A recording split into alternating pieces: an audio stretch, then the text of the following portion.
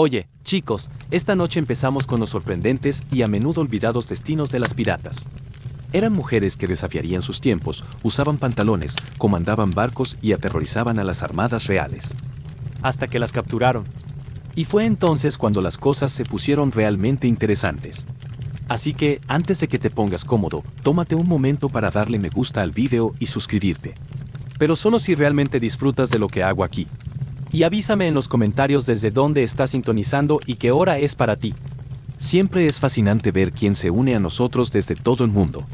Ahora, apaga las luces un poco, quizá enciende un ventilador para ese zumbido suave de fondo, y entremos tranquilamente en el viaje de esta noche juntos. Cuando un pirata común era capturado, el guión era juicio, soga, aplausos de la corona y quizás algunos espectadores vomitando durante la horca. Pero cuando una pirata era capturada, desenmascarada y resultaba ser una mujer, todo el sistema judicial se paraba en seco como un caballo borracho chocando contra una pared de iglesia.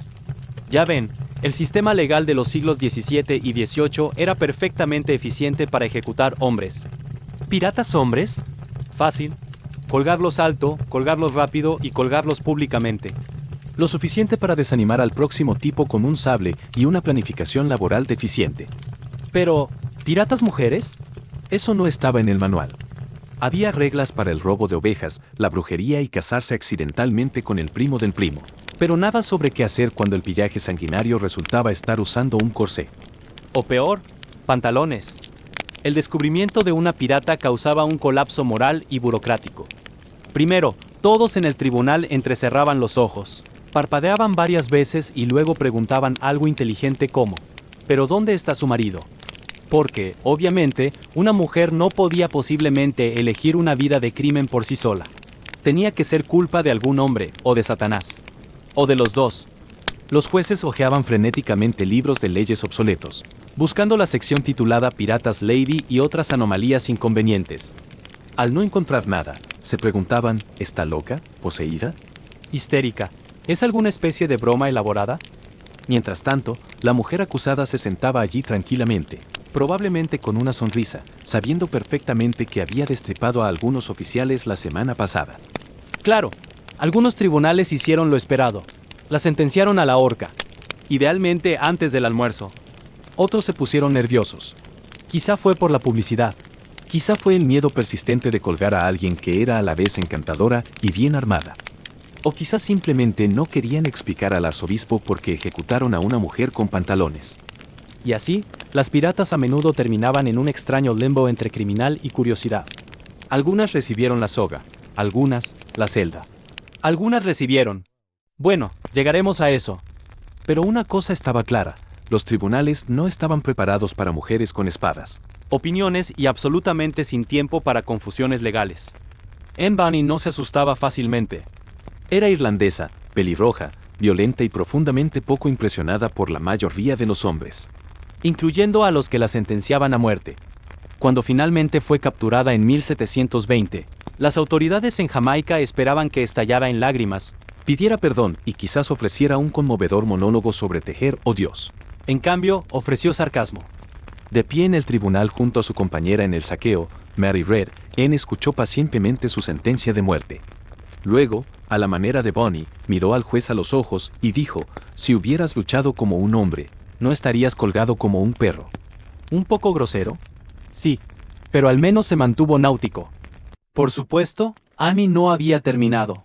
Porque Anne Bonny, pirata extraordinaria, tenía un truco más en la manga de su muy pirata chaqueta. Estaba embarazada. O dijo que lo estaba. Nadie pidió un certificado de partera. En la ley británica del siglo XVIII, no podías ejecutar a una mujer que llevara a un niño en su vientre. Algo sobre misericordia divina, o no querer matar dos pájaros con una soga. Así que Anne hizo lo que cualquier mujer inteligente mirando a la horca haría: pleitear su vientre. No su inocencia, su vientre, y funcionó. El tribunal pospuso la ejecución. No está claro si Anne realmente estaba embarazada o simplemente hizo un truco con un antojo oportuno de mangos. Algunos historiadores sugieren que fue cierto. Otros piensan que fue un brillo teatral. De cualquier manera, Anne evitó la horca mientras que la mayoría de su tripulación colgaba como cascabeles en un huracán. Fue enviada a prisión, donde convenientemente desapareció de los registros oficiales. Hay rumores, por supuesto, que su padre rico compró su libertad, que empezó una nueva vida, Que usó pantalones hasta el final y probablemente insultó a todos en el camino. Lo cierto es que no fue colgada. lo que, en términos piratas, es básicamente jubilación. Su caso no fue solo inusual. Estableció un extraño precedente. De repente, los juicios de piratas se convirtieron en algo así como un pabellón de maternidad isabelino. Las piratas empezaron a pleitear el embarazo como si fuera una táctica legal estándar. Objeción, señor juez. Y además, estoy con Child. Y Bunny no solo derrotó el sistema, lo avergonzó. Obligó a un tribunal a admitir que, a veces, la piratería es menos fatal cuando conoces tus derechos reproductivos. Si Anne Bunny era fuego, Mary Red era acero, estoica. Directa y construida como alguien que podría ganar un concurso de arm wrestling contra Poseidón. Mary pasó la mayor parte de su vida pirata vestida de hombre y luchando como uno también. Lo que fue inconveniente cuando terminó en el tribunal, acusada de piratería y sentenciada a la horca junto a Anne. Al igual que Anne, Mary invocó la escapatoria legal del siglo XVIII, el embarazo. Ella también pleiteó su vientre, lo que suena como una excusa para no ir a gimnasia. Pero fue, de hecho, la tarjeta Liberate la horca más antigua del mundo. El tribunal, incapaz de argumentar con la biología, pospuso su ejecución. Pero aquí es donde la historia de Mary toma un cruento desvío, a diferencia de Anne, que desapareció misteriosamente en la leyenda o los suburbios. Mary no tuvo un segundo acto.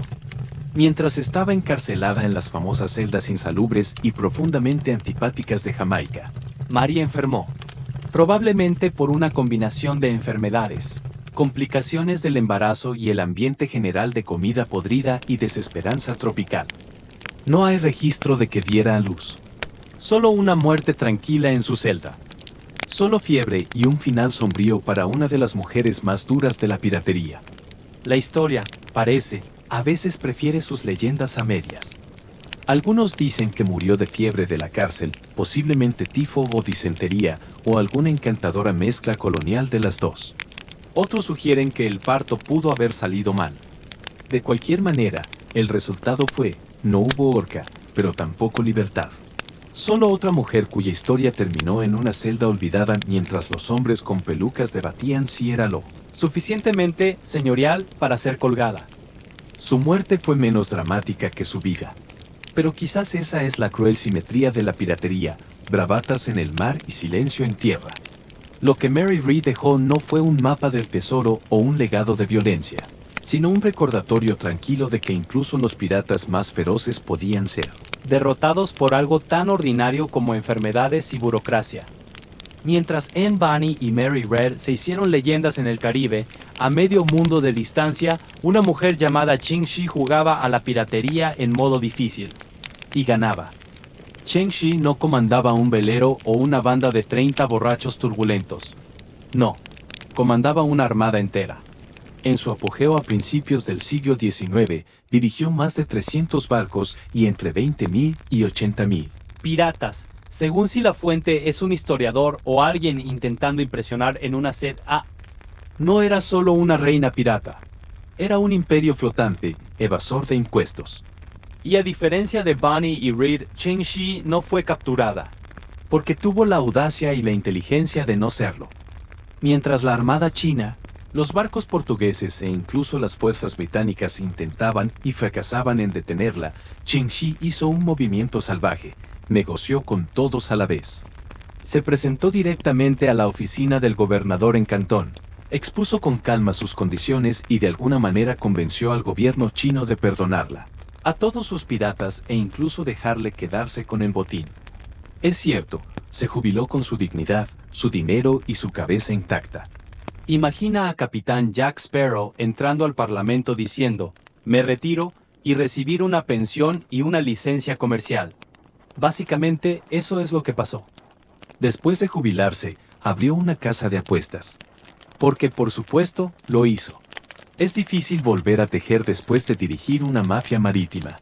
Claro, técnicamente, Cheng Shi nunca fue capturada, así que no encaja en la narrativa usual. Pero su historia importa porque demostró que ser una pirata mujer no tenía que terminar en ejecución o oscuridad trágica. A veces, terminaba en estrategia, supervivencia y jubilación complaciente. Los gobiernos no sabían qué hacer con piratas mujeres como ella, no porque rompiera las reglas, sino porque las reescribió. No se balanceaba en sogas ni hacía dramas en el tribunal. Se ocupaba de logística. Organizaba cadenas de suministro y ejecutaba movimientos de poder que ponían nerviosos a los warlords. Qin Shi no solo evitó el castigo. Negoció su salida y se marchó más rica que la mayoría de los hombres que alguna vez intentaron atraparla. En la mayoría de los tribunales del siglo XVIII, si eras un pirata, tu destino estaba sellado. Pero si eras un pirata embarazada, de repente las cosas se volvían extrañamente misericordiosas. Bienvenido al mundo de pleitear el vientre, una frase que suena como si alguien intentara salir de la clase de gimnasia. Pero era en realidad una defensa legal basada en la common law inglesa. La idea era, ejecutar a una mujer embarazada sería matar una vida inocente. E incluso los sistemas de justicia de 1700 sabían que eso no se veía bien. Así que cuando una pirata comparecía en el juicio, solo tenía que decir que estaba con Child. No necesitaba prueba de inmediato, solo suficiente confianza para activar el retraso. El tribunal luego nombraría un panel de mujeres llamado Jurado de Matronas, cuyo trabajo era examinar a la prisionera y declarar, a menudo con poca formación y mucha vergüenza, si hablaba la verdad. La ciencia era, digamos, flexible. Si eructabas con confianza, podría salirte con la tuya. Si te veías demasiado delgada, podrían colgarte de todos modos. Algunas piratas estaban realmente embarazadas. Otras estaban claramente blufando, rellenando sus camisas con trapos o naranjas. O simplemente cruzando los dedos y esperando que las matronas fueran medio ciegas o extremadamente caritativas. Pero una vez que la alegación funcionaba, ganaba tiempo. Meses, a veces años. Y el tiempo en prisión no siempre era una sentencia de muerte. Era una oportunidad. Para algunas significaba escape. Para otras, esperar que el interés público se desvaneciera o que llegara un indulto o que un soborno llegara a la cabeza correcta con peluca en polvo. Los jueces, por su parte, estaban a menudo molestos. No les gustaba ser superados por piratas. Y menos por piratas embarazadas que entraban a su tribunal con impertinencia y lagunas legales. Pero la ley era la ley. Incluso si la acusada había incendiado un barco mercante por diversión, si tenía un bebé a bordo, el tribunal tenía que esperar. Era piratería meets tecnicismo, un enfrentamiento entre justicia y reproducción. Y de alguna manera, la reproducción ganaba más a menudo de lo esperado.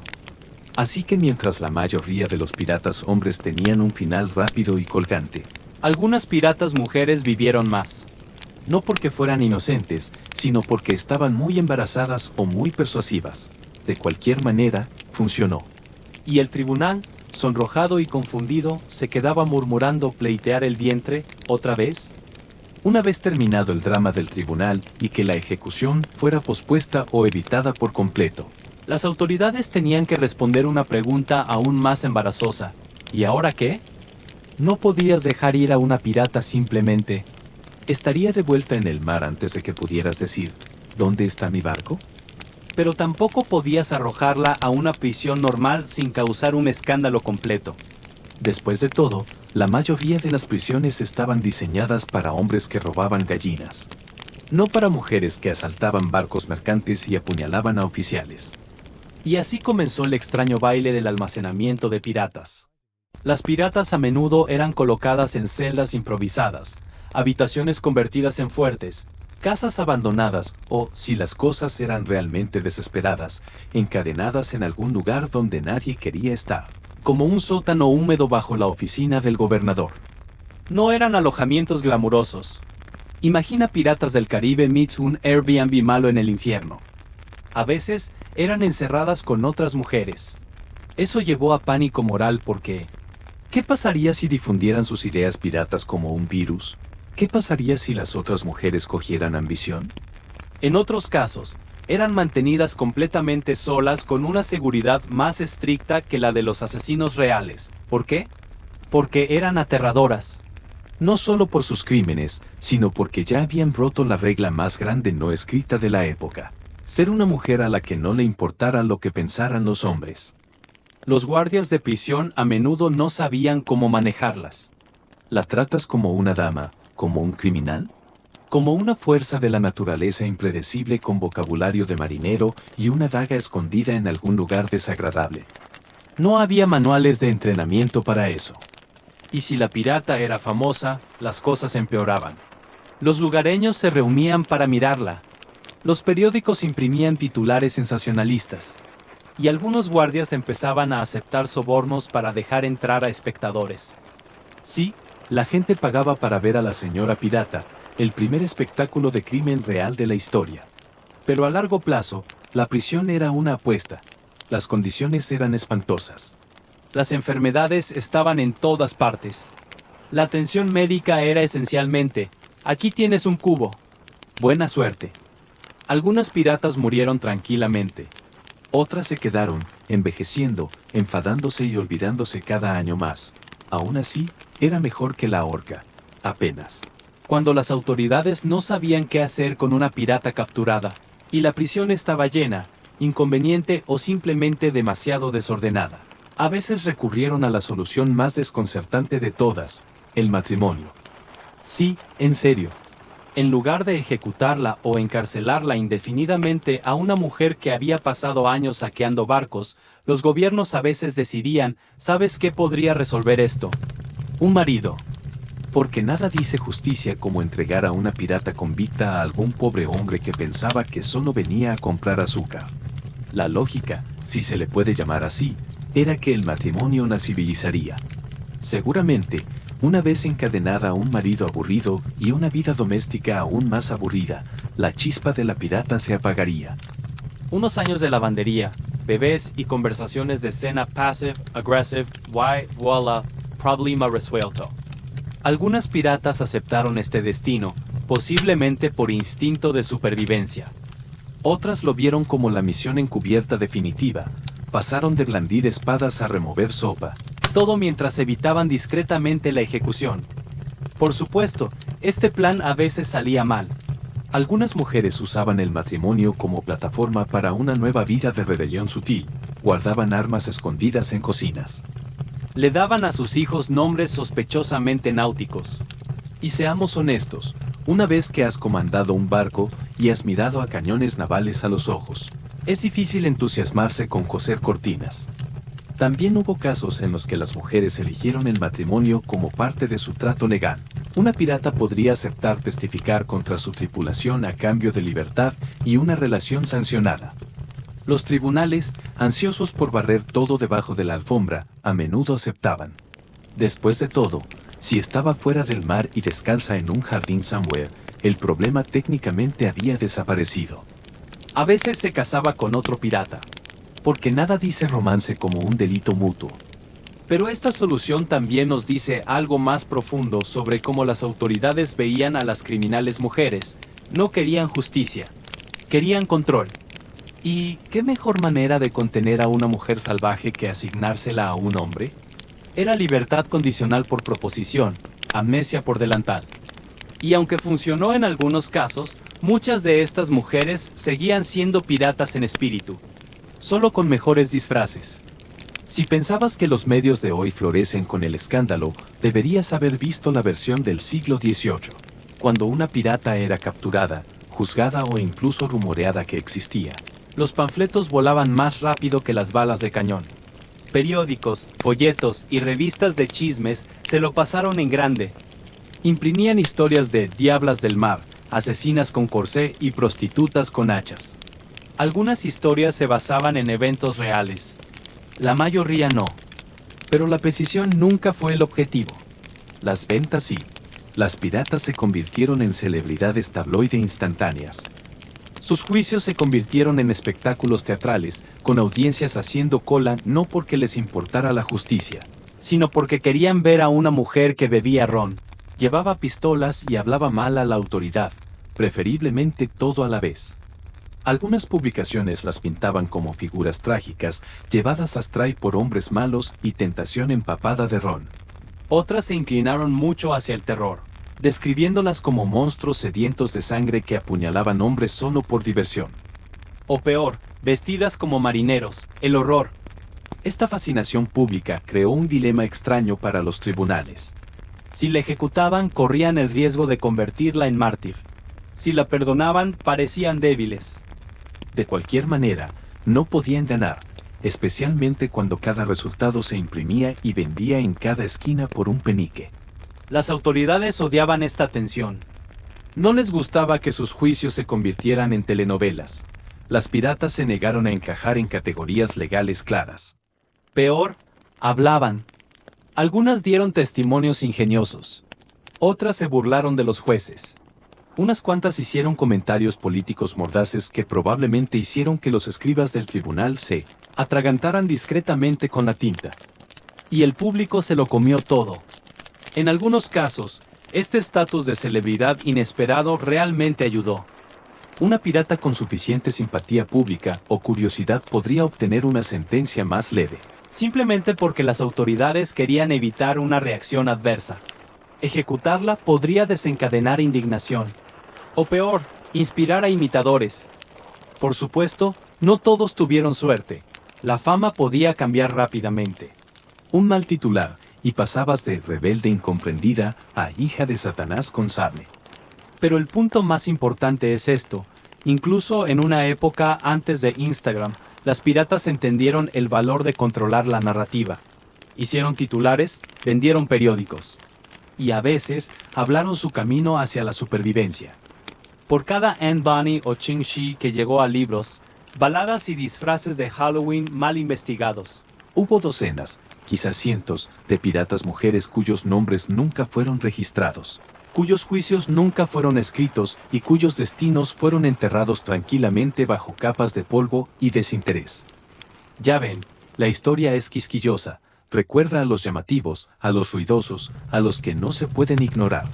Pero muchas piratas capturadas no eran leyendas.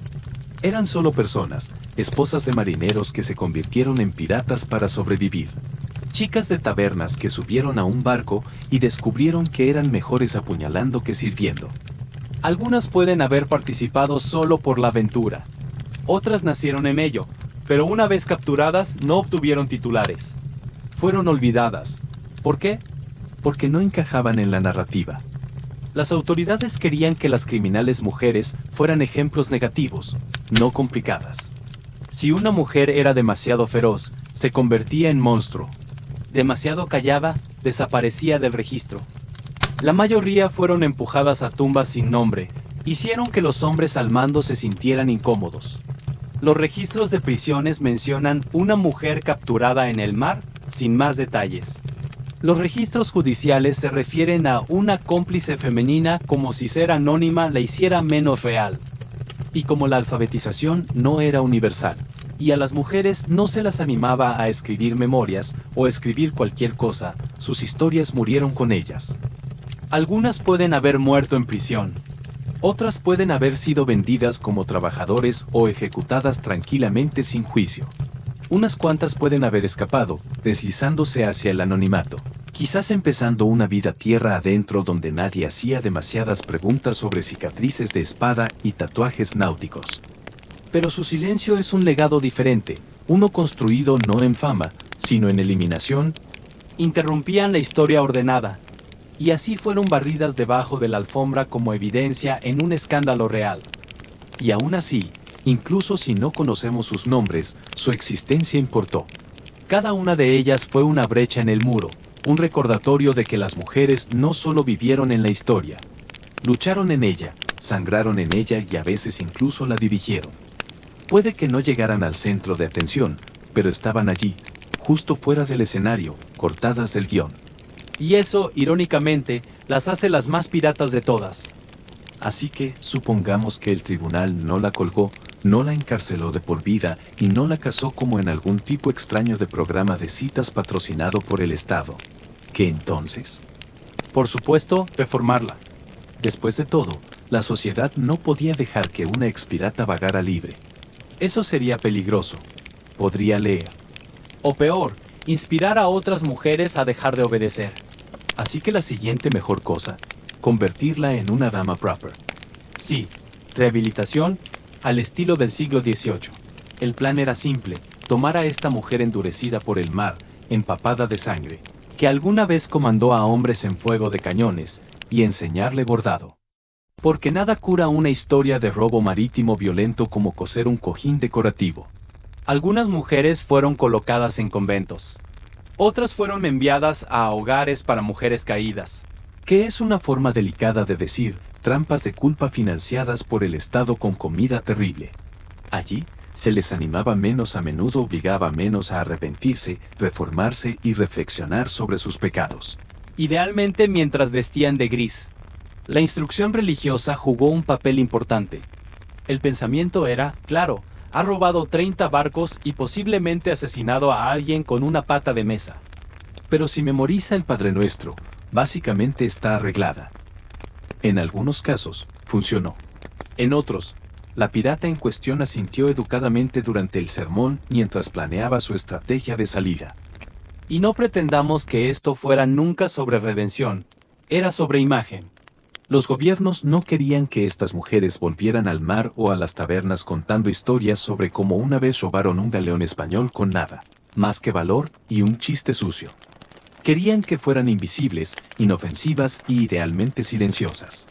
Así que la reforma se convirtió en una manera de contener el problema, de doblar a las piratas de vuelta en el molde seguro y obediente de la womanhood. Hornea pan, ropa de mendigos. Olvida que alguna vez dirigiste un motín. Pero el espíritu pirata no se doma fácilmente. Otras se casaron y dirigieron sus hogares como barcos, estructurados, ruidosos y posiblemente armados. Resulta que algunas piratas no necesitaron pleitear el vientre, fingir un matrimonio o aprender a tejer. Solo necesitaban hablar fuerte. Y sobre todos. Bienvenido a la ruta menos glamorosa pero altamente efectiva para salir de la ejecución. Shivars. Las autoridades siempre estaban desesperadas por información. No solo querían que los piratas fueran capturados. Querían que las redes se desmantelaran, las rutas se descubrieran y los barcos se confiscaran. Así que cuando una mujer capturada se ofreció a soltar nombres, ubicaciones y donde el capitán tal cual guardaba su botín, los oídos se levantaron. Y seamos honestos, algunas de estas mujeres tenían suciedad. Habían navegado con tripulaciones de asesinos.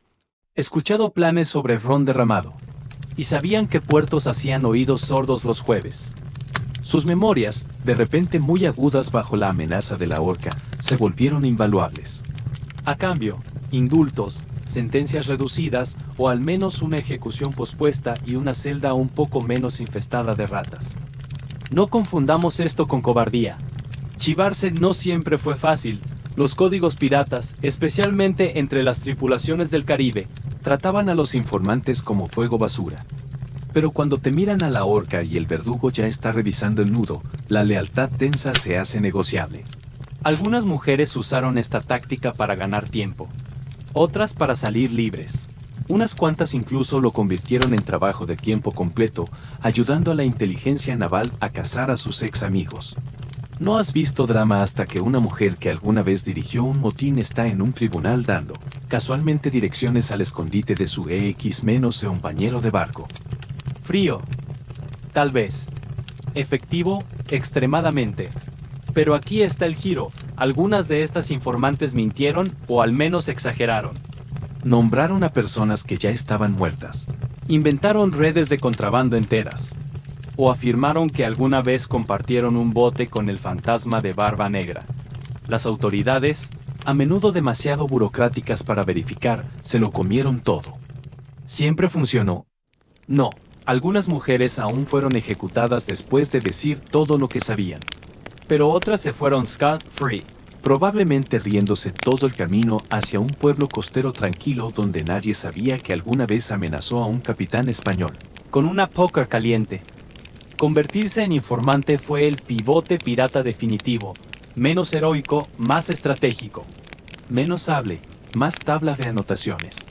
No todas las piratas escaparon de la horca. Y cuando lo hicieron, no fue en silencio. Las ejecuciones públicas eran el Netflix del siglo XVIII. Multitudes se reunían en más a menos campesinos. Nobles, vendedores ambulantes, niños con paternidad cuestionable, todos vinieron a ver un espectáculo.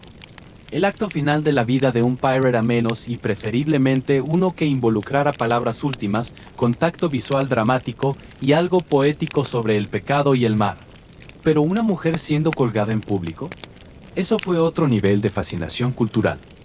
Fue escandaloso, fue tabú. Fue, lamentablemente, excelente para las ventas. Las autoridades a menudo veían estos momentos como oportunidades, lecciones morales vestidas de sogas de horca. Mira lo que pasa cuando las mujeres desobedecen, parecía decir el Estado. Esto es lo que viene de los pantalones, el ron y demasiada independencia. Y sin embargo, la multitud no siempre jugó según el guión. Algunas piratas conquistaron a la audiencia con una lengua afilada o mera desafío. Subían al andamio sin flaquear. Ofrecían palabras mordaces a los jueces abajo. O guiñaban al verdugo solo para ponerlo nervioso. Una incluso, según los informes, regañó al sacerdote por aburrido durante sus últimos ritos, a Kanek. Otras lloraron, pidieron misericordia, cantaron himnos. Algunas no dijeron nada, silenciosas hasta el amargo final. Pero whatever su reacción, se volvió parte del registro público. Los muchachos de los periódicos ya estaban garabateando para el escándalo del mañana, última maldición de la Lady Pirata antes de la caída. El Estado a veces trató de gestionar estas muertes, esperando enviar un mensaje. Pero los mensajes son cosas graciosas. A veces, lo único que la gente se llevó fue admiración, especialmente cuando la condenada lucía digna, inteligente o simplemente más valiente que los hombres con pelucas mirando desde el balcón. Y aquí está la paradoja, las piratas fueron ejecutadas para borrarlas, pero el drama de sus muertes a menudo las hizo inolvidables. No importaba que murieran. Lo que importaba fue cómo murieron. Y muchas lo hicieron con el dedo medio al mismo mundo que no podía decidir si temerlas, compadecérselas o fingir que nunca existieron. La muerte nunca fue el final para un buen pirate a menos o cuando hubo baladas que escribir, mitos que inflar y libros de historia tratando desesperadamente de convertir a mujeres en metáforas. Después de la captura de una pirate a menos y afuera colgada, encarcelada o desaparecida misteriosamente en la jubilación, su historia generalmente no se detuvo. En cambio, fue reescrita. No por ella, por supuesto, sino por hombres, mostly hombres con plumas, motivaciones cuestionables y una adic. Empecemos por el lugar de nacimiento de la civilización y posiblemente el lugar de nacimiento de la resaca, la antigua Sumeria. Imagina esto. Hace 4.0 años en la abrasadora ciudad de Ur, no estás sorbiendo café o jugo con el desayuno. No, estás bebiendo a tragos una taza de barro llena de cerveza tibia y turbia, lo suficientemente espesa como para masticar y nutritiva como para contar como una comida. Los sumerios la llamaban Ka, pero era menos una IPA con notas cítricas y más un lodo fermentado de cebada. Y, créelo o no, era sagrada. No solo bebían cerveza, la adoraban. Ninkasi, la diosa de la cerveza, tenía su propio himno que servía también como receta. Letras algo así. Tú eres quien remoja la malta en un frasco. Tú eres quien extiende la masa cocida. Se entiende. La levadura y la intervención divina hicieron el resto. La cerveza en Sumeria no era para fiestas. Era para la vida. Todos la bebían, sacerdotes, agricultores, mujeres, niños. Era más segura que el agua, más fácil de hacer que el vino. Y te mantenía lo suficientemente borracho como para olvidar cuántos impuestos el templo acababa de cobrar por tu grano. Incluso más extraño, la cerveza era moneda. Los trabajadores eran pagados con ella, a veces hasta 5 litros al día.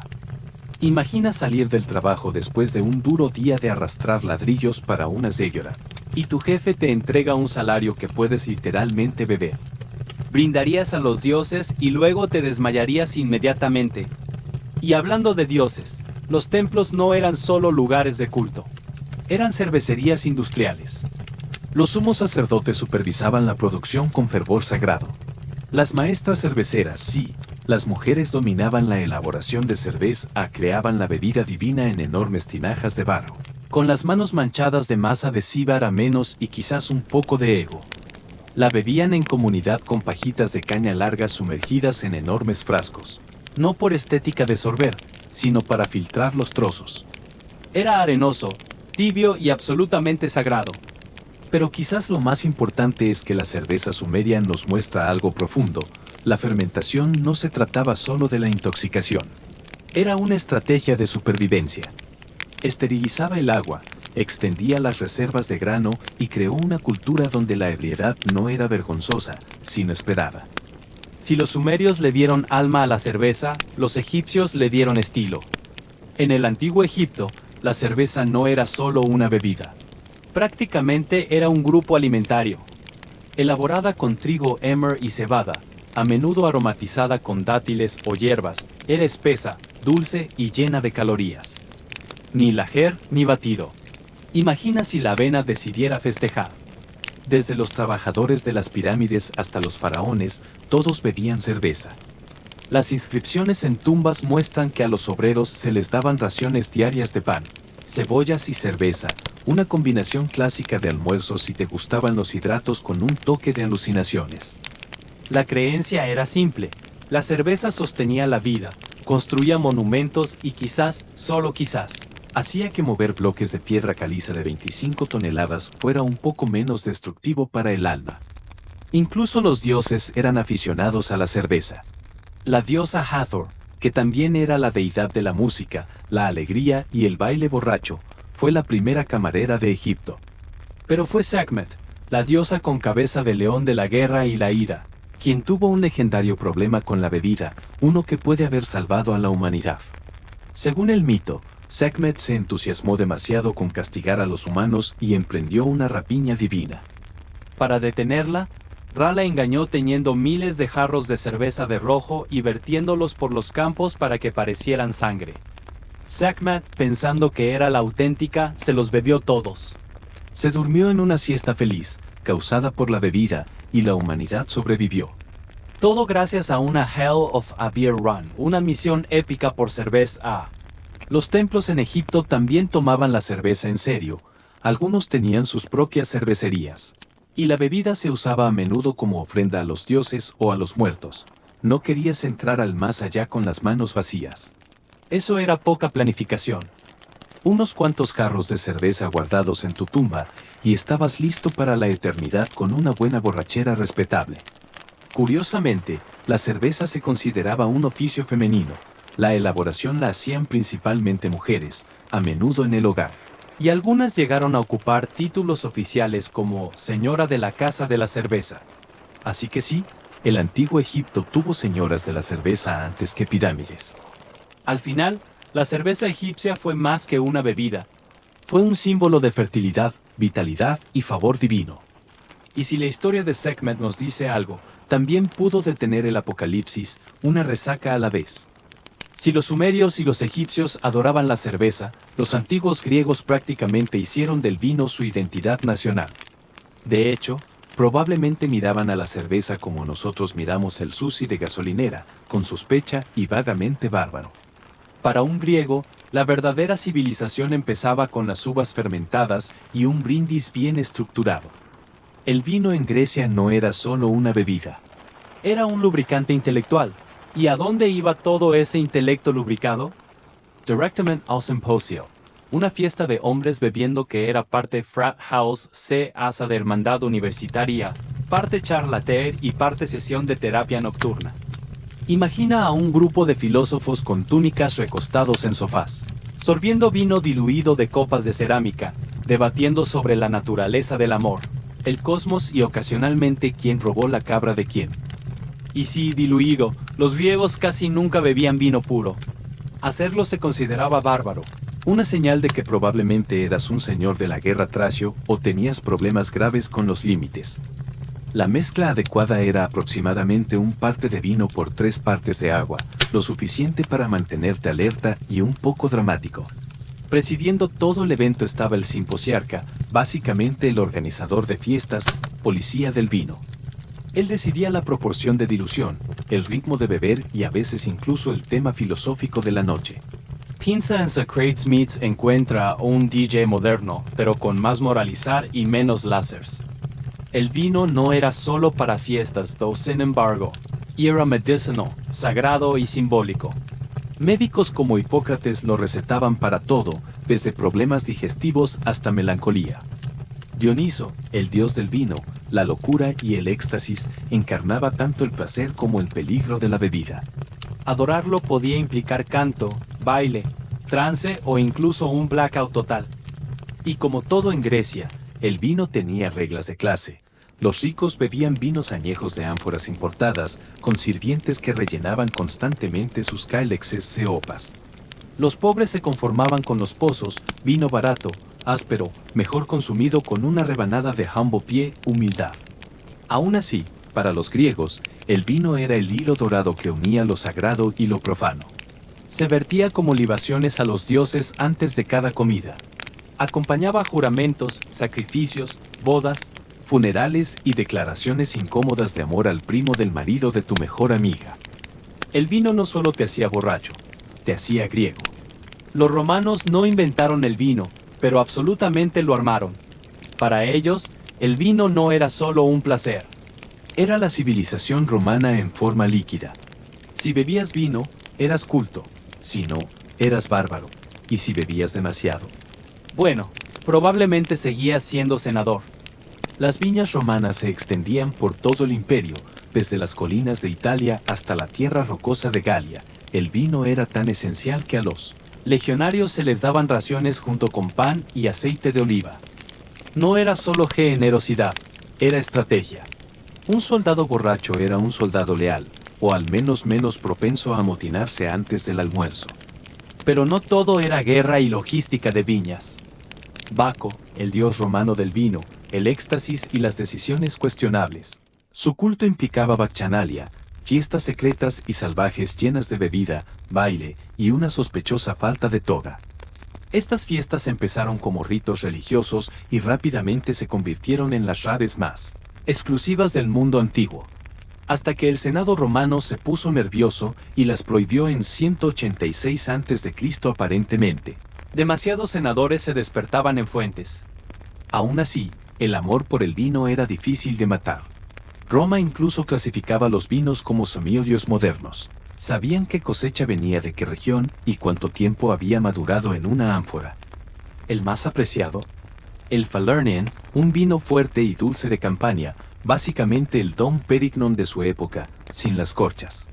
Y al igual que hoy, el vino romano tenía divisiones de clase. Las élites bebían vinos refinados, a menudo mezclados con miel, hierbas o incluso agua de mar para ese toque extra. Los pobres se conformaban con el lora, un líquido delgado y agrio hecho de pieles de uva rehidratadas. el equivalente antiguo de vino de caja mezclado con arrepentimiento. Pero el vino no solo se consumía, era política. Emperadores como Augusto lo usaban para mostrar moderación y piedad.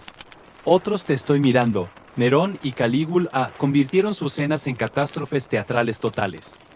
Si tu emperador empezaba a mezclar vino con perlas en polvo o envenenar a los invitados, probablemente las cosas iban a peor. En Roma, el vino estaba en todas partes, en triunfos, funerales, sacrificios e incluso en fiestas de baby shower, fiestas de bienvenida a bebés. Si te escuentes y cierras los ojos un poco lo suficiente, alimentó ambiciones, calmó derrotas y ocasionalmente ahogó la brújula moral de un imperio. En vino veritas decían en el vino la verdad, o al menos una denegación plausible. Mientras los griegos y romanos remuían vino en copas pintadas y citaban filosofía, los celtas se estaban bebiendo hidromiel dorado de cuernos para beber del tamaño de un niño, y honestamente, parecían divertirse mucho más. El hydromiel, esa mezcla antigua de miel, agua y levadura silvestre, fue la bebida preferida de las tribus celtas en Galia, las islas británicas y hasta lo que ahora es Alemania. Dulce, potente y brillante como la luz del sol en una copa, fue el néctar de guerreros y druidas por igual. A diferencia del vino, que tenía un toque de sofisticación urbana, el hydromiel era crudo, primario y profundamente entrelazado con la naturaleza y la magia.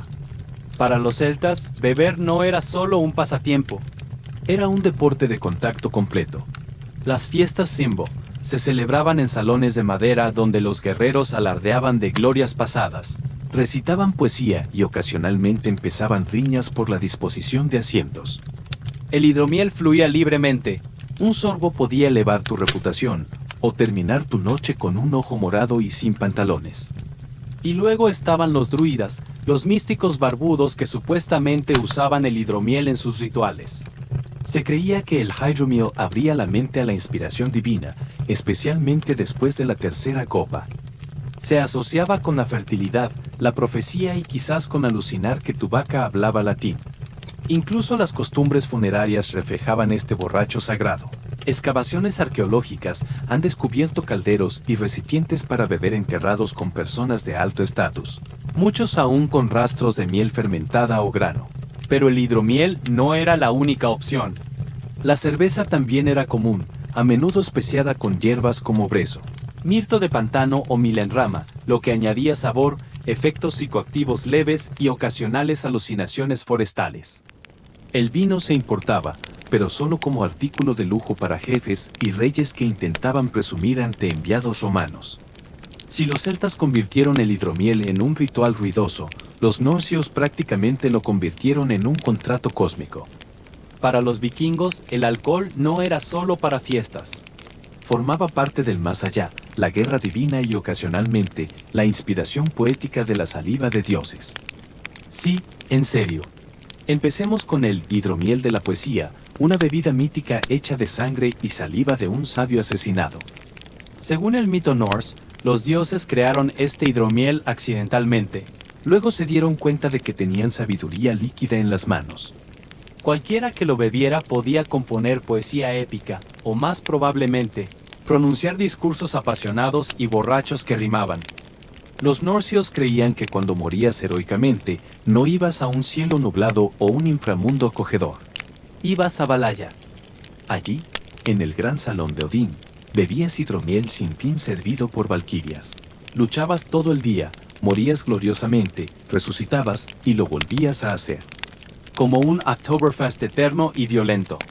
Este hidromiel celestial provenía de las ubres de una cabra mítica llamada Rum, que estaba en el techo de Valhalla y producía diariamente una provisión de ambrosía melosa. No está claro qué comía esta cabra o cómo funcionaba la física, pero nadie lo cuestionaba, no cuando el borracho era tan bueno.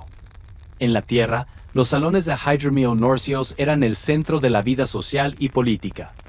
Los jefes organizaban fiestas elaboradas, no solo por diversión, sino para mostrar dominio, formar alianzas y mantener a los guerreros leales. Beber era una actuación, se brindaba a los dioses, a los ancestros y a los camaradas caídos. Los scouts poetas norcios recitaban sagas alimentadas por coraje líquido y probablemente algunos recuerdos exagerados. Los cuernos para beber eran posesiones apreciadas, a menudo decorados con plata, runas y motivos de dragones. Y como todo lo norcio, tenían reglas: si alguien te ofrecía un cuerno, lo bebías. Rehusar era un insulto que podía terminar en un duelo, o al menos, un silencio incómodo seguido de lanzamiento de hachas. A diferencia del vino romano o la cerveza egipcia, el alcohol norcio no buscaba refinamiento. Era robusto, simbólico y a menudo lo suficientemente fuerte como para borrar la línea entre hombre y mito. El hidromiel se consumía antes de batallas, después de victorias, en bodas y funerales, a veces todo en la misma semana. Mientras Occidente estaba ocupado con cervezas de cebada e hidromiel poético, la antigua China estaba perfeccionando silenciosamente la ciencia y la ceremonia del alcohol. Los chinos no solo bebían, lo convirtieron en una forma de arte, una herramienta religiosa y ocasionalmente un juego de beber de alto riesgo que decidía carreras políticas. Empecemos con el ji, un término general para bebidas alcohólicas que van desde cervezas de arroz débiles hasta licores potentes a base de grano. El alcohol chino más antiguo conocido se elaboró con arroz, miel y fruta desde hace 7000 a.C., lo que significa que mientras los sumerios aún estaban descubriendo el riego, los chinos ya estaban elaborando cócteles. Pero el alcohol en la antigua China no se trataba de emborracharse por deporte. Se trataba de equilibrio, armonía y timing en aumento. En el pensamiento confuciano, la moderación lo era todo.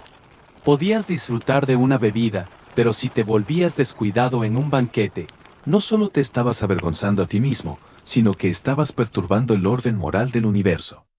Así que, sin presión. Los rituales estaban en el centro de la cultura de beber china. El alcohol se vertía como ofrendas a los ancestros, al cielo y a la tierra, y en ceremonias estatales.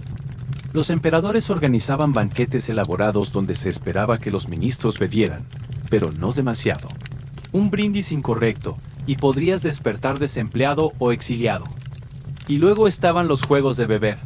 Sí, los banquetes antiguos chinos no eran solo palillos y poesía. Jugaban con dados, acertijos e incluso flechas giratorias para determinar quién bebía next siguiente.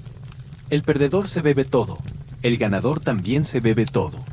Se trataba menos de ganar y más de sobrevivir sin ofender el honor de nadie. Poetas y eruditos elevaron el alcohol a combustible para musas. Li Bai, el legendario poeta de la dinastía Tang, escribió sus mejores versos mientras estaba borracho, a veces mientras intentaba abrazar el reflejo de la luna en un río.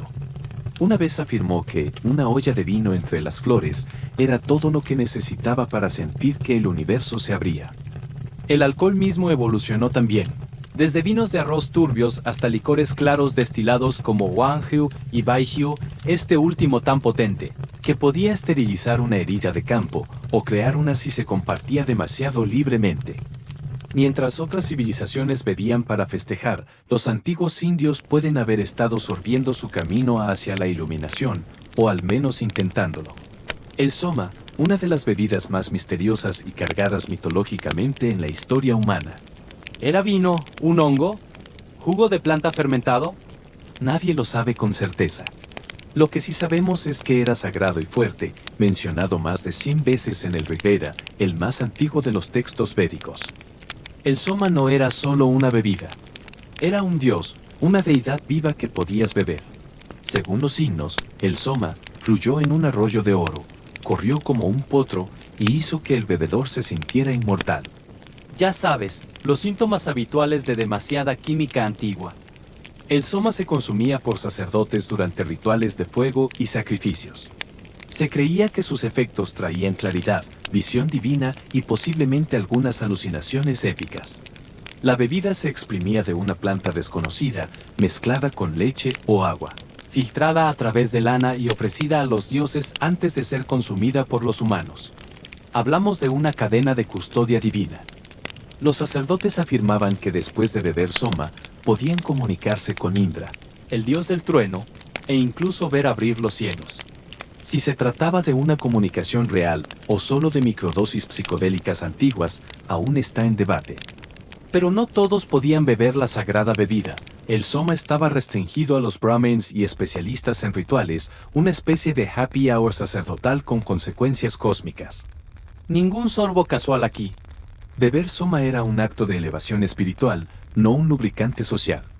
Ya sea perdida con el tiempo, por cambio climático o porque alguien se comió la última parcela accidentalmente durante una búsqueda visionaria. Textos posteriores como el Atharvaveda se refieren al soma de forma más metafórica, como el elixir de la vida o el néctar de los dioses. Algunos estudiosos creen que el amrita, la bebida de la inmortalidad en la mitología hindú, es su evolución, una versión espiritualizada del antiguo cóctel divino. Incluso hoy, el misterio del soma fascina a historiadores, botánicos y místicos por igual. ¿Era un hongo alucinógeno? ¿Un algodoncillo fermentado? ¿Algo ahora extinto? Sea lo que fuere, sus efectos fueron lo suficientemente profundos como para dar forma a una visión religiosa completa. En civilizaciones antiguas, el alcohol fue sagrado, medicinal, social y a veces absolutamente catastrófico. Por cada sacerdote cantando himnos sobre una bebida sagrada, había un rey bebiendo hasta el caos. Porque mientras la fermentación podía construir imperios, también tenía la mala costumbre de destronar a quienes estaban al mando. Tomemos a Alejandro Magno, conquistador de gran parte del mundo conocido. Sí, pero también un borracho notorio, que una vez se bebió una enorme taza de vino sin mezclar en una competencia y nunca se recuperó. Algunos dicen que el vino, mezclado con agotamiento y quizás veneno, llevó a su muerte a los 32 años. Otros dicen que el verdadero veneno fue pensar que podía beber más que sus tropas. En China durante la dinastía Shang, el rey Diaxian fue famoso por su lago de vino y bosque de carne. Un lago literal lleno de alcohol, rodeado de árboles colgados con animales asados. Invitaba a los invitados a beber hasta caer, lo que honestamente suena como la fiesta de piscina más mortal del mundo. La dinastía colapsó poco después, sorprendente. Y no olvidemos a los emperadores romanos. Calígula mezclaba vino con locura. Nerón, durante sus cenas teatrales, bebía hasta llorar, a menudo por sí mismo. Cómodo, que se consideraba a sí mismo el renacimiento de Hércules, era conocido por beber y pelear en la arena. Todos vieron cómo sus reinados descendieron a la crueldad, la paranoia y derrumbes públicos muy evidentes, a menudo alimentados por uvas fermentadas y una profunda mala comprensión de la moderación. Incluso las sagas nóricas advertían sobre reyes que bebían demasiado. Un gobernante borracho no podía escuchar a los dioses. Liderar en batalla ni siquiera mantenerse derecho en una fiesta. Y en una cultura donde el honor lo era todo, tartamudear delante de tus guerreros no era solo vergonzoso. Era descalificante. Textos antiguos de todas las culturas advertían contra el exceso de alcohol. Confucio predicó la moderación. Los himnos védicos advirtieron sobre la distracción espiritual. Incluso los griegos, por mucho que adoraran el vino, trazarían la línea en la ebriedad pública. El problema no era el alcohol. Era la pérdida de control. En el momento en que la copa gobernaba al rey, todo lo demás empezaba a desmoronarse. En el antiguo Egipto, los perros no eran solo compañeros. Eran símbolos sagrados, símbolos de estatus y a veces, incluso intermediarios divinos. Olvídate de perseguir palos en el patio trasero. Estos perros descansaban en palacios. Asistían a cacerías reales y eran enterrados en tumbas con más ceremonia que la mayoría de los humanos. Los faraones y nobles adoraban a sus compañeros caninos. Los galgos eran especialmente apreciados por su forma elegante y su destreza en la caza. No eran perros callejeros bravucones. Eran animales reales, mimados, con nombres como Fiable, Valiente y Viento del Norte, en embers reales encontrados grabados en las paredes de las tumbas. Algunos recibieron títulos, joyas y asistentes personales. En cierto modo, eran tanto mascotas como minorías celebridades en la corte real. Si los perros tenían estatus en el antiguo Egipto, los gatos tenían divinidad. Estos compañeros felinos no solo eran adorados, eran venerados. En una sociedad donde el orden, el equilibrio y la protección eran sagrados, el gato encarnaba los tres: elegante, sereno, mortal para los vermes. Sin embargo, misteriosamente distante. No es de extrañar que los antiguos egipcios miraran a los gatos y vieran magia. En el centro de la adoración felina estaba la diosa Bastet. Inicialmente una diosa feroz con forma de leona, Bastet eventualmente se convirtió en la diosa gata doméstica, elegante, asociada al hogar, la fertilidad, la música y la protección. Sus templos, especialmente el grandioso de Bubastes, estaban llenos de adoradores que ofrecían comida, objetos de valor y, sorprendentemente, gatos momificados. Muchos de ellos, miles y miles, envueltos con cariño y enterrados como reyes. Imagina un cementerio de mascotas antiguo del tamaño de un pueblo pequeño. Pero los gatos no eran solo sagrados en los templos. Estaban profundamente entrelazados en la vida diaria. Mantenían las granjas libres de ratones y los hogares libres de serpientes. Más importante aún, se convirtieron en queridos compañeros domésticos. Las pinturas de tumbas muestran a mujeres sosteniendo gatos como niños, acariciándolos durante las comidas o dejándolos descansar bajo las sillas en los banquetes. Algunos gatos incluso llevaban collares decorativos y aretes de oro. Sí, gatos antiguos con adornos de lujo deambulaban por los pasillos de los hogares nobles como modelos de moda peludas. El vínculo entre gato y humano era tan fuerte que dañar a un gato, incluso accidental manti, podía traer un castigo severo, a veces incluso la muerte. Matar a un gato, incluso por error, era un crimen capital. No es una metáfora, es una ley escrita. Cuando un soldado romano mató a un gato durante el periodo ptolemaico, una multitud lo asesinó en el acto. Nadie intervino, ni siquiera el faraón. Y en la muerte, muchos gatos fueron honrados como reyes. Se han encontrado gatos momificados con envoltorios intrincados, caras pintadas y acurrucados en sarcófagos tallados. Algunos incluso fueron enterrados con sus dueños, o viceversa.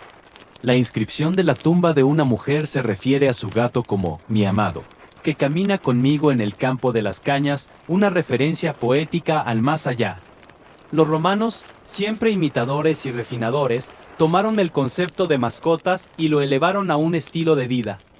Si había un animal lo suficientemente pequeño para ser llevado, acariciado o enseñado a decir insultos latinos, probablemente terminó viviendo en una villa romana.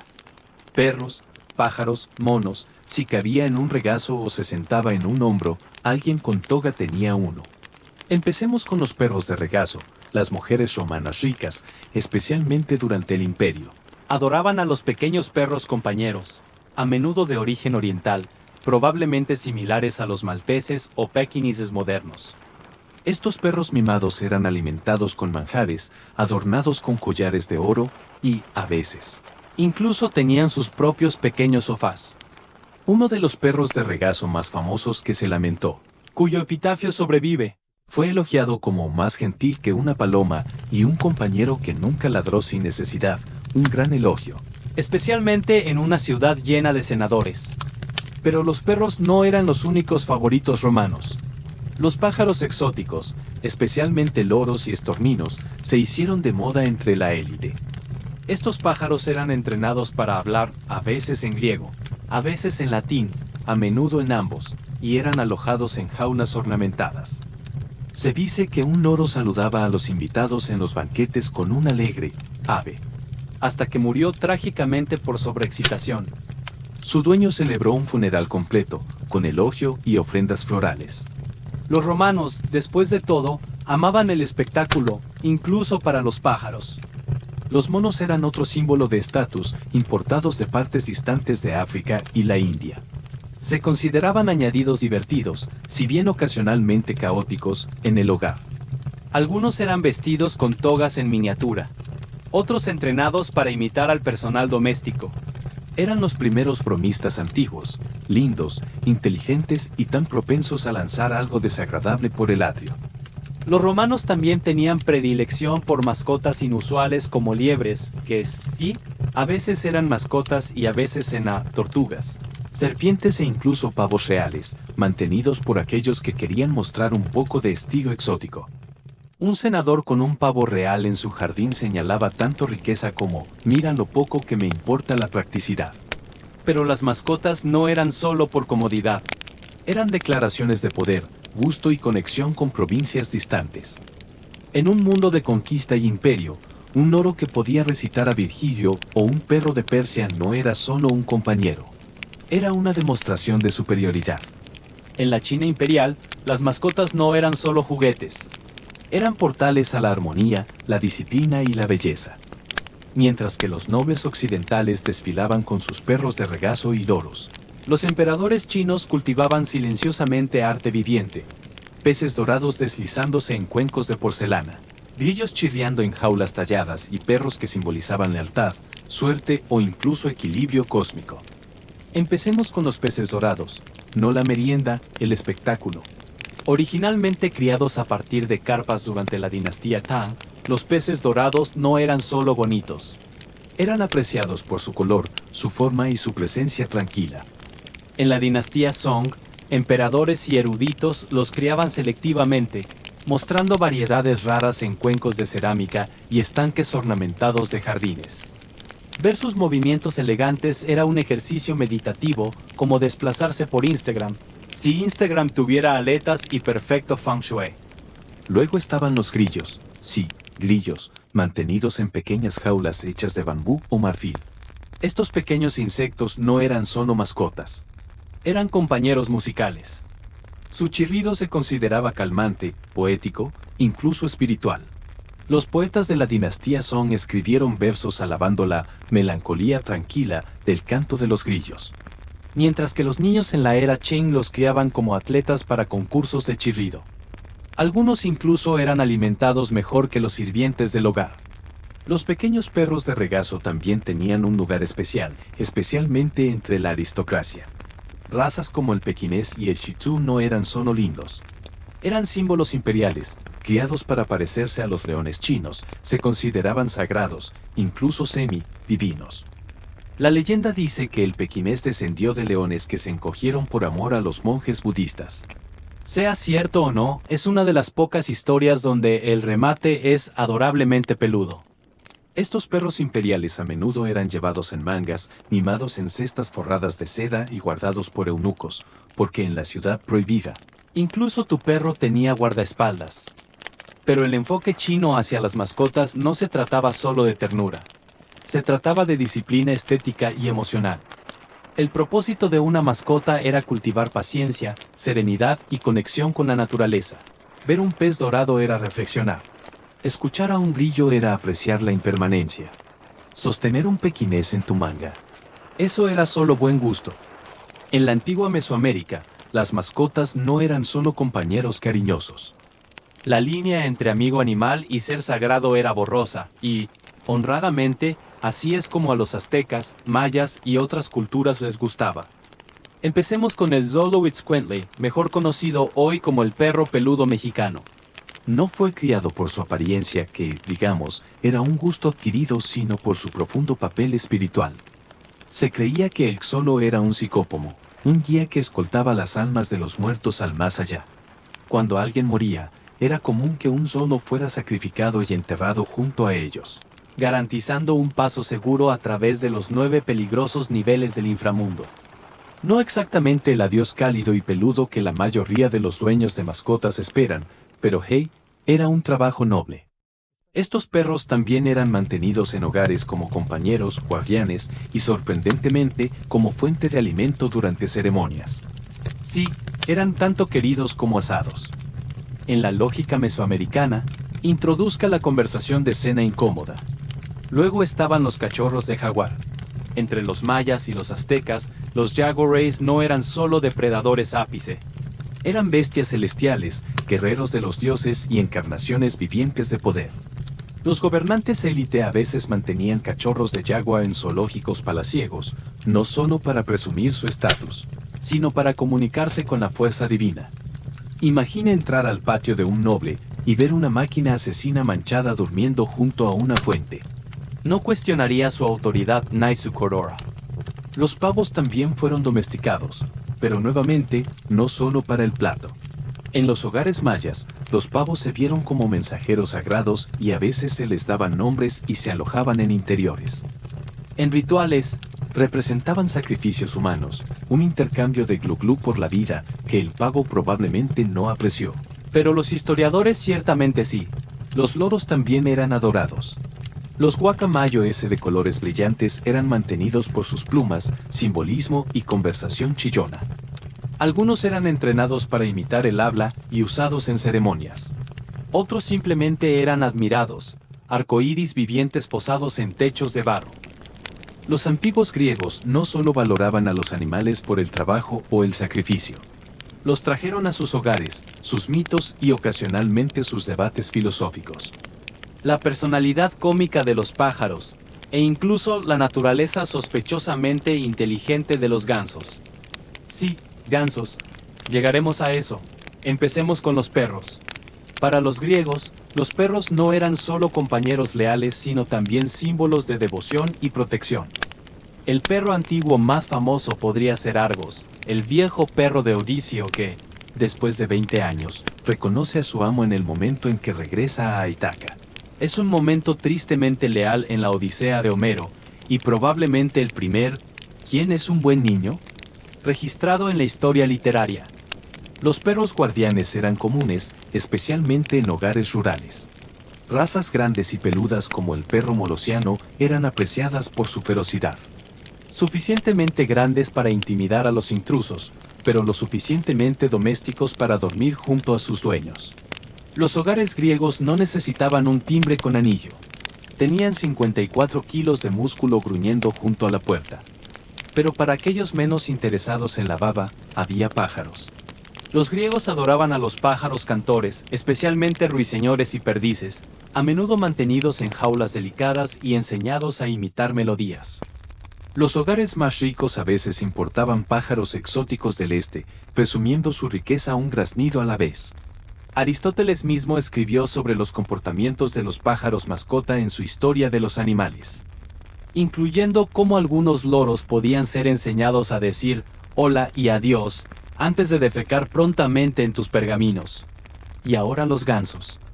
Estos centinelas graznantes no eran solo relleno de corral. Eran sistemas de alarma. Una leyenda incluso afirma que los gansos salvaron la ciudad de Roma, bueno, no Grecia, pero aún así cerca, graznando fuerte y alertando a los guardias sobre un ataque sorpresa enemigo. Los griegos, por ser competitivos, probablemente tenían gansos igualmente paranoicos guardando sus templos y graneros. Los filósofos también tenían debilidad por los animales. Diógenes el Cínico, conocido por vivir en un barril y rechazar todas las normas sociales, admiró famosamente la simplicidad y la honestidad de los perros, tanto que adoptó el término cínico, derivado del griego kínicos. Sus compañeros eran a menudo verdaderos vagabundos. Los antiguos persas sabían algo sobre elegancia menos y sus mascotas no eran una excepción.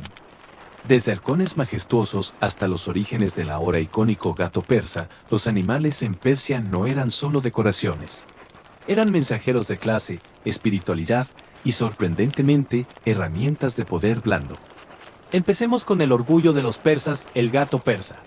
Aunque la raza como la conocemos hoy es un refinamiento moderno, se cree que los gatos de pelo largo originaron en las regiones montañosas de la antigua Persia, Atul y Irán, donde sus peludas capas los protegían del frío. Estos gatos eran apreciados por su belleza, su comportamiento calmado y su capacidad para dormir con indiferencia regia, un rasgo compartido por muchos emperadores. Aunque no se mencionan por nombre en los primeros registros persas, las representaciones artísticas y artefactos sugieren que los gatos eran mantenidos en hogares nobles, donde su gracia simbolizaba refinamiento y riqueza. Pero los persas no solo mantenían gatos. Cultivaban verdaderas menajerías.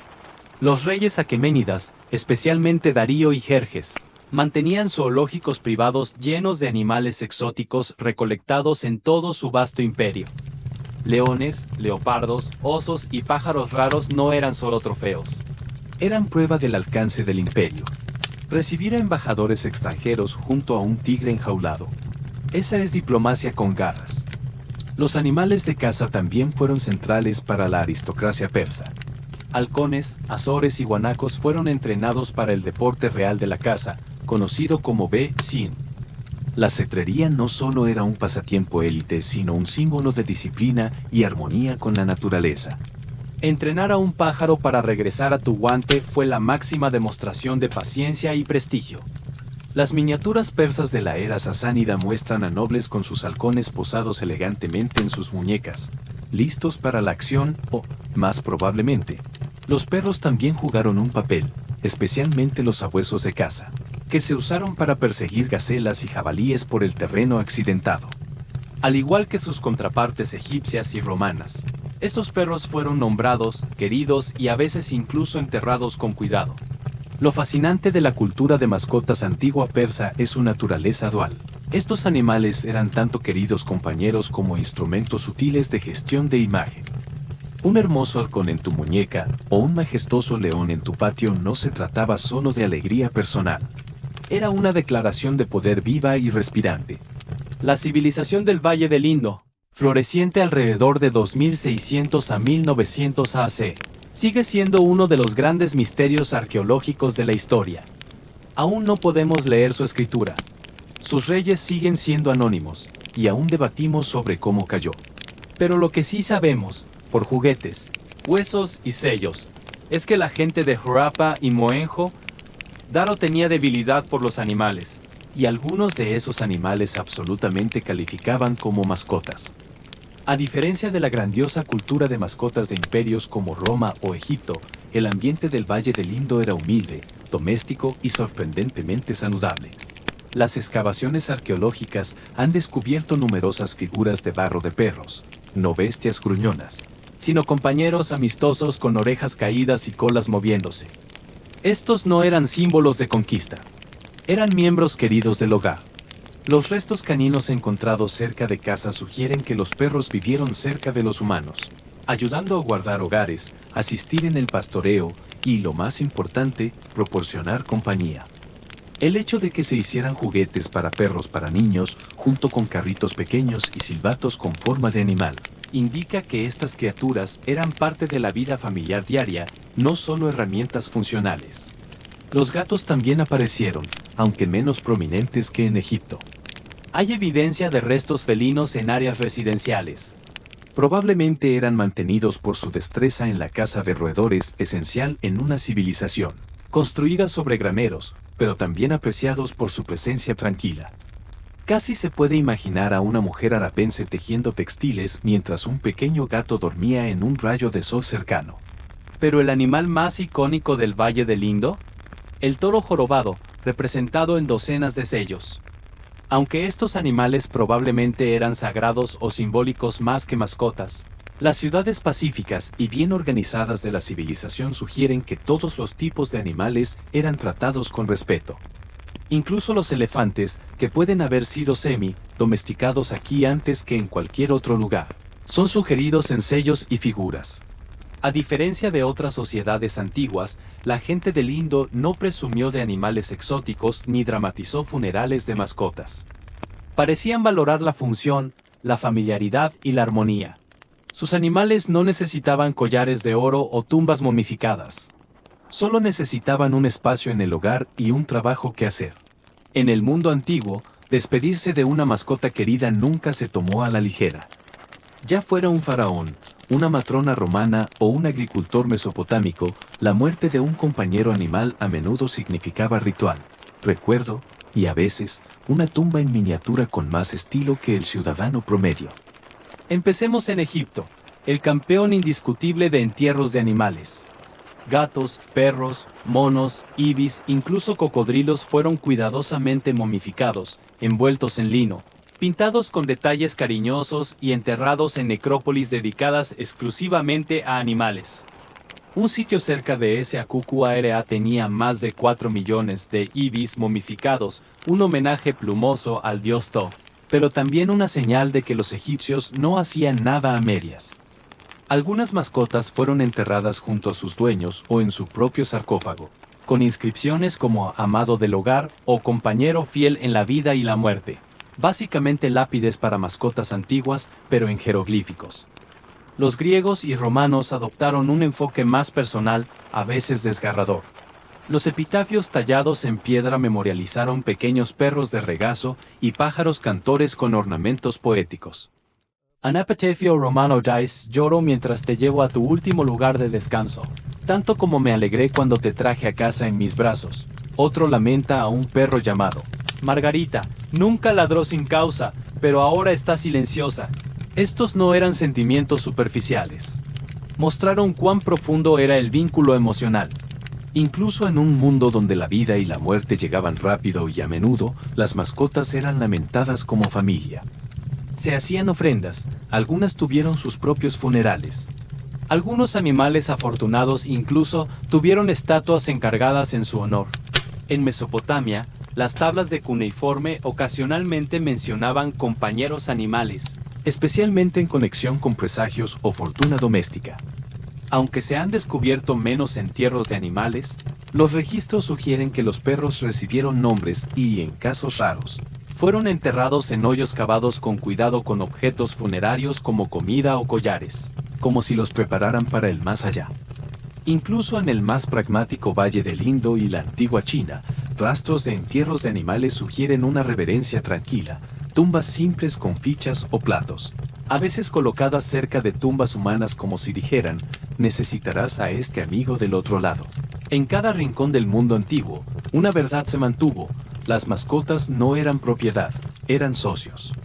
Ya fueran enterrados en oro o envueltos en barro, fueron recordados, honrados, amados. Porque sin importar la época, el adiós nunca fue solo adiós, fue una promesa de volver a encontrarse en algún lugar más allá. En la antigua Babilonia, la superstición no era una creencia marginal. Era política nacional. Todo, desde decisiones reales hasta la agricultura básica, dependía de lo que hicieran los cielos y lo que susurraran los augurios. Los sacerdotes babilónicos no solo estudiaban las estrellas por diversión. Las leían como memos divinos de dioses irritados, intentando constantemente descifrar el próximo desastre. Los babilonios creían que el universo era una máquina finamente ajustada operada por deidades. Y cualquier pequeño percance en el cielo, una nube extraña, Una luna de sangre, la cola de un cometa significaba que algo andaba mal. Estos no eran solo eventos astronómicos interesantes. Eran advertencias, maldiciones o, a veces, miradas severas divinas. Para entenderlo todo, desarrollaron un vasto sistema de adivinación. El método principal fue la lectura de augurios celestes, una práctica detallada en enormes compendios como el Enma Anu Enlil, que catalogaba miles de signos basados en el cielo. No solo decía vendrá un eclipse, decía, si la luna está oscura el día 14 y Marte es rojo en el este, el rey de Hecat será asesinado. Muy específico, muy estresante. Los sacerdotes astrólogos llamados BR eran los intérpretes designados. Patrones de aceite en cuencos e incluso cómo se elevaba el humo del incienso. Si Júpiter parecía un poco presumido una noche, podrías encontrarte ayunando, sacrificando cabras o cancelando una boda, especialmente si eras de la realeza. Los reyes eran tan paranoicos que, durante malos augurios, colocaban temporalmente a un rey sustituto, básicamente un chivo expiatorio real, en el trono, por si acaso los dioses dirigían su ira a la corona. Una vez pasado el peligro, bueno, digamos que el sustituto no recibía pensión. El babilonio común no estaba exento tampoco. La gente llevaba amuletos protectores, evitaba ciertos días para viajar o dar a luz, y consultaba tablillas de augurios antes de eventos importantes de la vida. Si tu puerta chirriaba de manera extraña o un perro negro cruzaba tu camino, no estabas solo molesto. Posiblemente estabas maldito. En el antiguo Egipto, la superstición no se escondía en las sombras. Se llevaba alrededor del cuello, se pintaba en tu ataúd y se inscribía en tus paredes con jeroglíficos lo suficientemente audaces como para hacer parpadear a un dios. La vida era impredecible, el más allá aún más. Y entre los dos había un campo de minas de amenazas espirituales. La solución, amuletos. Montones de ellos. Estos no eran solo baratijas. Los amuletos egipcios eran tecnología mágica. Dispositivos sagrados pequeños que se creía canalizaban energía divina y protegían al portador de enfermedades, accidentes, demonios y especialmente las malas vibras de otras personas. Cada forma tenía una función. El Ankh traía vida. El Yad te daba fuerza y columna vertebral. Y el escarabajo ofrecía renacimiento, regeneración y una mirada protectora de ojos de insecto. Piensa en ello como un seguro antiguo, pero con mejor estética. Los niños llevaban amuletos en forma de pez para evitar ahogarse. Las mujeres embarazadas llevaban imágenes de la diosa con cabeza de leona Sekhmet o la deidad Rana Heket para evitar abortos. Incluso los gatos, dioses domésticos literales, llevaban collares con símbolos protectores. Nunca eras demasiado peludo para ser maldito. Pero en ningún lugar la superstición fue más intensa que en las tumbas. El más allá era peligroso, serpientes, demonios decapitadores, devoradores de almas con cabeza de cocodrilo, básicamente un circuito de obstáculos de terror cósmico. Por eso los muertos eran enterrados con amuletos cosidos en sus lienzos de embalsamamiento, colocados sobre órganos específicos y embebidos en sus ataúdes. El más famoso fue el ojo de Horus Wedjab, que se creía curaba, restauraba y protegía tanto el cuerpo como el alma. Las momias eran básicamente envueltas en papel burbuja hecho de optimismo espiritual. Por supuesto, donde hay protección, hay amenazas. Los egipcios temían el Heka, una especie de calumnia mágica. Las maldiciones de tumbas eran reales, inscritas en advertencias audaces, que el cocodrilo se lo coma, que el hipopótamo le muerda, que el escorpión le pique a quien perturbe esta tumba. Nada sutil. Estas tenían la intención de asustar a los ladrones de tumbas y mantener el Am-A inalterado. Y considerando cuántos arqueólogos del siglo XIX murieron misteriosamente después de abrir tumbas. Bueno, tal vez las maldiciones funcionaron. La superstición en Egipto no se trataba de impotencia. Era una estrategia proactiva. No esperabas a que pasaran cosas malas. Te armabas con pendientes de turquesa, escarabajos sagrados y halcones bendecidos divinamente, y enfrentabas lo desconocido con toda la ayuda mitológica que podías llevar. Los antiguos griegos nos dieron filosofía, teatro y democracia, pero también nos dieron la superstición de escupir 3 veces para ahuyentar el mal. Sí, esa sociedad tan civilizada también estaba absolutamente convencida de que el destino podía ser engañado. Los dioses podían ser molestados por los cumplidos y decir el nombre de alguien en el momento equivocado podría hacerte ser perseguido por fantasmas. Tomemos los nombres por ejemplo. Los griegos creían que pronunciar el nombre de un muerto, especialmente alguien que murió trágicamente, podía invocar su espíritu inquieto. Los fantasmas no eran fantasmas al estilo Hollywood. Eran sombras o saikai que acechaban al borde del mundo de los vivos, escuchando cualquier mención que los hiciera regresar. Para evitar esto, los griegos a menudo se referían a los fallecidos indirectamente, como el desafortunado o el que pasó más allá. Si tenías que decir su nombre, mejor ofrecer algo a Hades, solo por seguridad. Luego estaban las infames creencias sobre el mal de ojo. Si alguien elogiaba a tu hijo por ser sano o hermoso, no se veía como un cumplido. Era una maldición potencial. Los dioses no toleraban la arrogancia y la fortuna atraía envidia. Por eso los griegos desarrollaron contramedidas, llevar amuletos de ojo azul, atar cuerdas rojas a los bebés o, si todo lo demás fallaba, literalmente escupir N o a alguien, solo un tú simbólico al aire para ahuyentar la mala energía. Una madre griega podía admirar a su bebé, escupir 3 veces y seguir sin invocar castigos divinos. Eficiente. La superstición también se infiltró en la arquitectura, las puertas se pintaban de rojo para proteger las casas. Tocar 3 veces antes de entrar a la casa de alguien se creía que confundía a cualquier espíritu que pudiera estar rondando. Y ni siquiera pienses en cortarte las uñas por la noche, las moiras podrían interpretarlo como cortar tu propio destino. Los sacerdotes y oráculos se ganaban la vida con estas ansiedades. ¿Quieres abrir un negocio? Consulta las entrañas. ¿Quieres casarte con alguien? Mejor revisa el patrón de vuelo de las aves que pasan. El oráculo de Apolo en Delfos construyó toda una economía alrededor de la ambigüedad divina, mitad adivino. Los romanos, con todos sus caminos, leyes y arquitectura, también eran profundamente, y a veces hilarantemente supersticiosos. Bajo el mármol pulido y las togas estoicas, había una cultura intentando constantemente sortear el destino con amuletos, augurios, gallinas sagradas y una cantidad sorprendente de penes alados. Empecemos con los Facenum, pequeños amuletos en forma de genitales masculinos, a menudo con alas, a veces con campanas. Estos no eran bromas. Eran símbolos protectores. Los romanos creían que el falo tenía el poder de ahuyentar el maloquio, el mal de ojo, y asegurar buena suerte, fertilidad y éxito general. Los encontraban tallados en paredes, llevados como joyería e incluso colgando de collares de niños. Aparentemente, la sutileza no era su fuerte. La superstición se entrelazó en la vida cotidiana. Si estornudabas, alguien inmediatamente decía «salve». No por educación, sino para evitar que un alma escapara de tu cuerpo. Pisar tu propia sombra mientras hacías un voto era mala suerte. ¿Caer tu broche de toga al lado izquierdo? Cuídate. La auguración, la práctica de interpretar el comportamiento de las aves, jugó un papel crucial en la política romana. Los augures, funcionarios religiosos entrenados en observación de aves, determinaban si los dioses aprobaban una decisión. ¿Quieres declarar la guerra o abrir un nuevo templo? Primero, suelta las gallinas sagradas y ve si comen. Si se negaban a comer su grano, era una señal muy mala. En un caso famoso, un comandante romano arrojó las gallinas al mar impaciente cuando no comían. Perdió la batalla, naturalmente.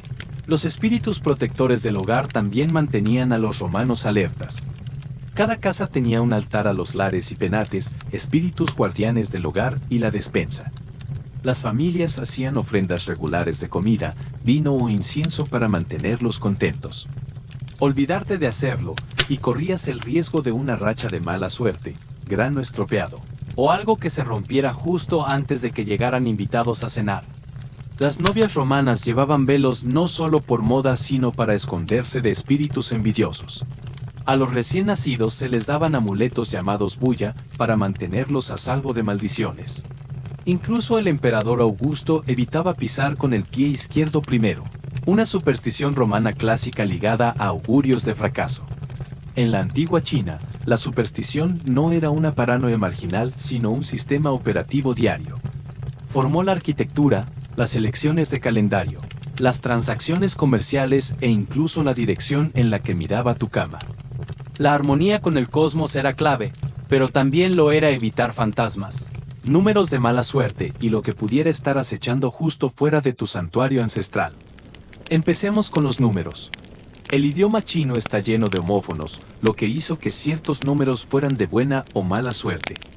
El número 8B, que suena como F, que significa riqueza, se consideraba extremadamente afortunado.